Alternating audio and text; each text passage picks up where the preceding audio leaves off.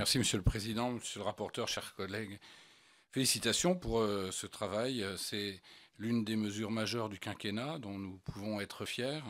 La formation des enseignants indispensable à la refondation de l'école de la République. Vous le dites, enseigner est un métier qui ne s'improvise pas, mais qui s'apprend et se perfectionne tout au long de la vie.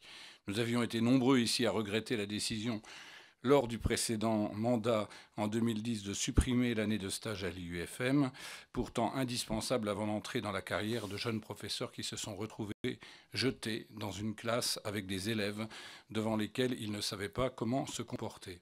Si on ne peut que se réjouir du regain d'attractivité constaté avec l'augmentation du nombre des candidats au concours de l'éducation nationale, il reste des questions à clarifier concernant les SP, dont la majorité sont récapitulées dans votre rapport.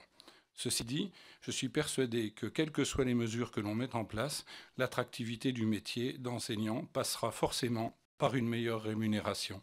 C'est d'autant plus vrai que 5 années d'études sont désormais nécessaires pour faire un métier auparavant accessible avec une simple licence pour des professionnels qui restent parmi les plus mal payés d'Europe. Or, s'il faut être passionné pour exercer le métier d'enseignant, un sacrifice sans compensation financière ne suffira pas pour attirer les talents. Sur les moyens d'attirer les talents, j'ai trouvé particulièrement intéressante la proposition numéro 19 de libération du master de la césure du concours. Cela m'a fait penser aux sessions exceptionnelles organisées pour le CAPES il y a quelques années avec de nombreux postes ouverts, notamment en français, en anglais et en mathématiques.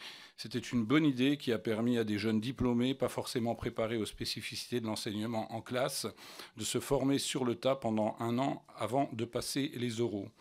Enfin, je voudrais vous faire remarquer qu'il n'est à aucun endroit question d'éducation artistique et musicale dans ce rapport.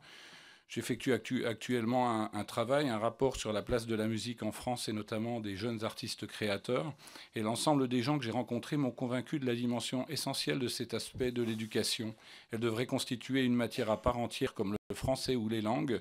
En effet, des dispositifs comme l'orchestre à l'école prouvent que la musique est bien plus qu'un esthétisme et qu'elle amène les jeunes, y compris les plus mal intégrés, à sortir de leur isolement, à se respecter, à se comprendre par la connaissance et la maîtrise d'une discipline. Or, l'éducation artistique et musicale qui était bien présente dans les écoles normales s'est amoindrie dans les IUFN et elle est aujourd'hui totalement absente des SP. Je vous remercie. Merci. Dernière intervenante, sauf